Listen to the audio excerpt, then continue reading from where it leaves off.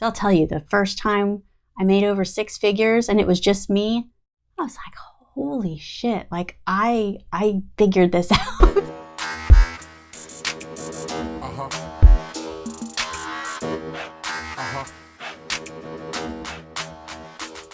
Hey guys, what's up? It's Tori Mathis, your host, and I'm here with the one and only Sean Mathis, founder of Miles Through Time Automotive Museum.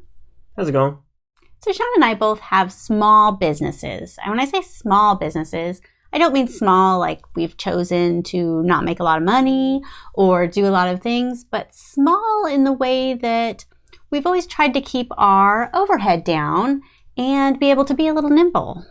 Do you agree? Absolutely. Like, especially like Miles Through Time. Like, the museum can only be so big before I've got issues. Like, having stuff on display is not an issue, even co-op style. I mean, I can get enough people to put enough stuff in there that can fill a 100,000 square foot building.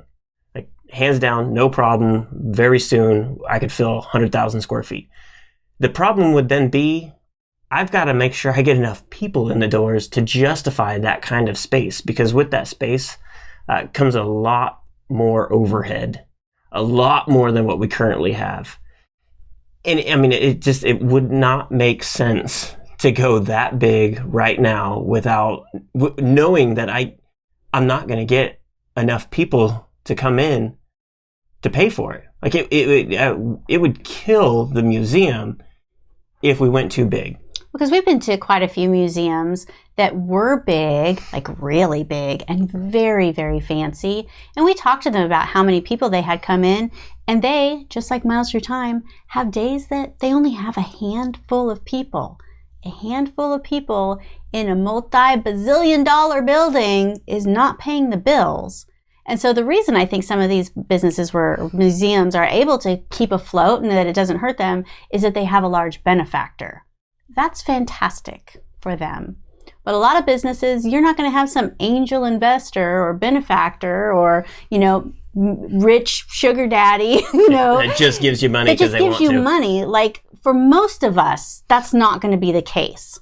I don't remember the book that it was. I think it was the one person millionaire. If I think about it, I will put it in the show notes down below.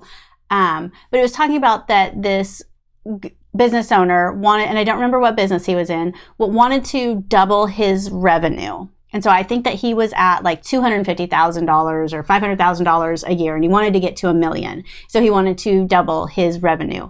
And so he hired all these people and did all these things, and it took him a little while, and he doubled his revenue, but he only took home like $20,000 more dollars.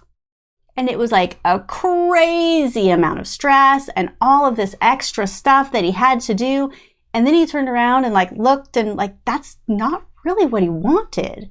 And so he actually had to backpedal all of that in order to get down to where he was before, because all that extra work wasn't worth it in the end for being that big to not really make as much and to have a lot less time and a lot more stress. And so I think staying small and staying nimble is a better strategy for a lot of businesses.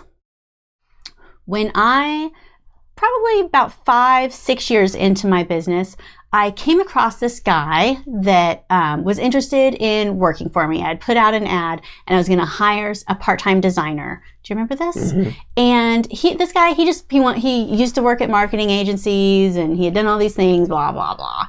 And he just wanted to do some stuff in his spare time. But he was telling me about so many marketing agencies that he has had help start. They would take out loans and put like $60,000, $70,000 into renting out a piece of property, leasing one, totally furnishing it, doing all these crazy things ahead of time before they even got a client. I'm like, holy shit, why would they do that? Like, totally different, that they just wanted that appearance of being further along and very successful before they even brought on any clients. What kind of fucking stress would that cause? Like, if you didn't get that client. Bills. Right. You're not working to make money. You're just working to pay off debt. That's a horrible way to do it. like we talk about, doing things with design and how to like not waste time and all these things. And like once you bring on all these other people and all these other things like debt that you have to consider, you lose so much of being nimble, of being flexible. And that's part of the great thing about being a small business. You can do things that other businesses can't do. And if you want to sell more, whatever your product is, or create more, like you only have so much time in the day to create, which means you're going to have to hire other people to do the creating as well. You only have so much space to store products, so if you get more, you gotta purchase another spot to put more product. Like, it's not necessarily that it's wrong to do those kinds of things. You've got to be aware that with more creates more overhead. I mean, you've got more you've got to do. Well, I think that more or bigger doesn't have to be the answer. Like, there isn't this rule book that says you're successful in business when you do $1 million a year. Like, that is not the goal for everybody. It doesn't have to be. In fact, most people don't need that much money don't want the stress that goes along with that. So don't feel like because your business isn't there that you're not successful. Maybe that's not what success is for you.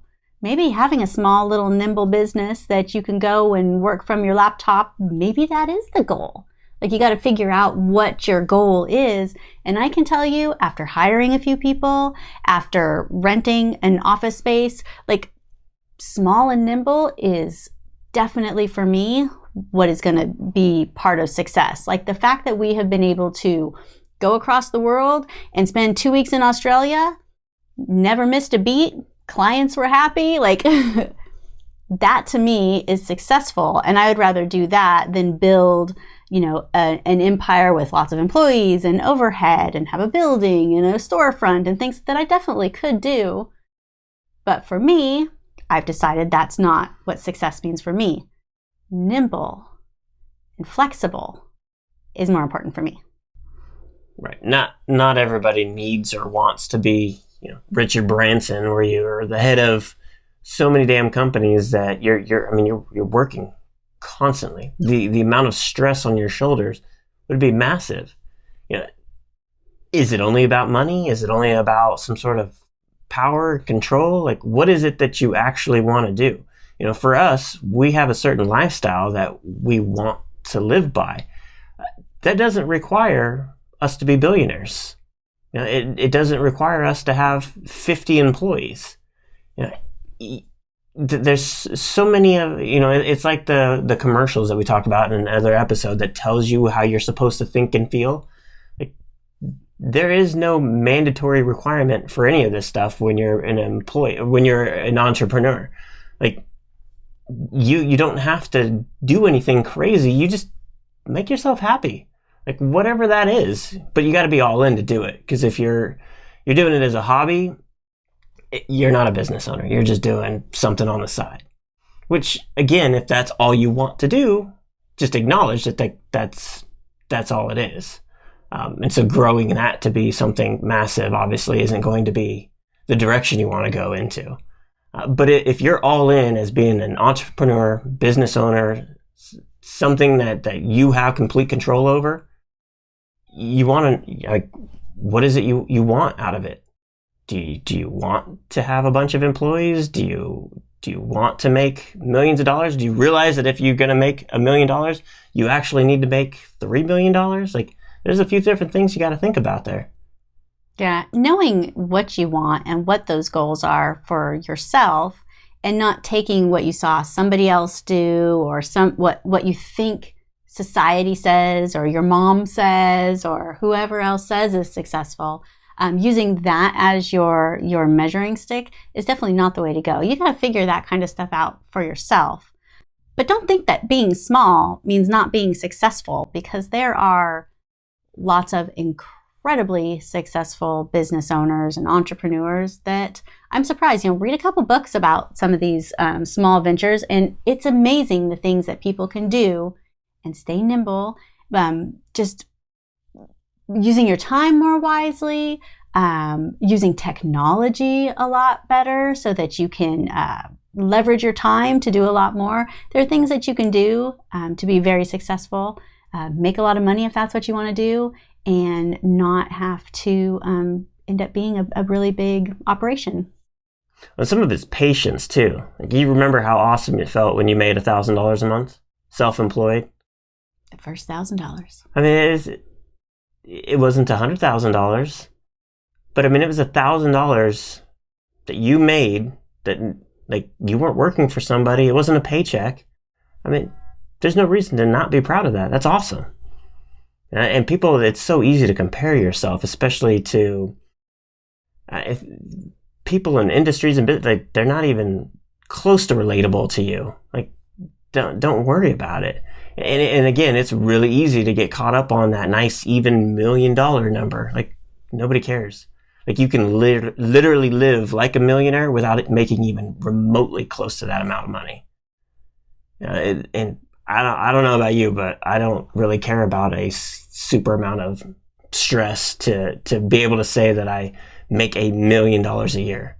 I've seen a lot of people say that the amount of work that it takes you to go from, 100,000 to $1 million isn't the same amount of work as it takes to go from 0 to 100,000. Like, that's the hard part. Like, once you figure that out, then it's a lot easier. So I'll tell you, the first time I made over 6 figures and it was just me, I was like, holy shit. Like, I figured this out. Like, I could do so much. Like, it was really amazing that once I kind of hit that ceiling and was able to break, like, you can do anything. You don't need a team. Because I still, at that time, I was still trying to hire and I thought I needed an office space. You remember we tried to look at places and, like, I still was stuck on this, I'm supposed to. As it turns out. Well, and all those things were going to wind up, knocking that, amount that you made down. Right. Don't do that. And we were able to make more. Yeah. Yeah. It took a while though. Like, I was really stuck on that, like what I was supposed to do or how business was supposed to be. But the freedom after realizing that it can be however I want. I don't have to have a bunch of employees.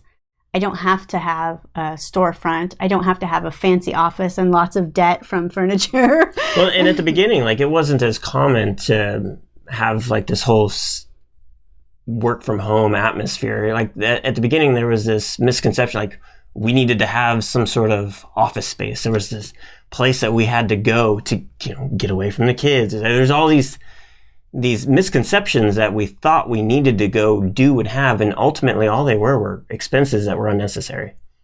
Yeah, I mean, every single one of them. Luckily, we didn't, though I think we started to go down the path of those things. Like, we didn't, like, buy a building. We didn't hire 50 people. Like, we hired a couple people and realized, like, maybe that's not what we want. Although almost buying a building led to the museum. That is true. So if we wouldn't have at least gone down that route of, let's go buy this building and see what we can do with it, and multi-purpose business, all these different things that we wanted to do, and we didn't do any of that. Instead, we opened a museum.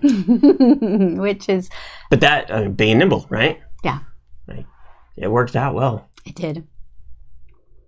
So figuring out exactly what you want for your business and not relying on what you think success is supposed to be or supposed to look like, you can figure it out and set your own benchmarks and what you want and work up from there.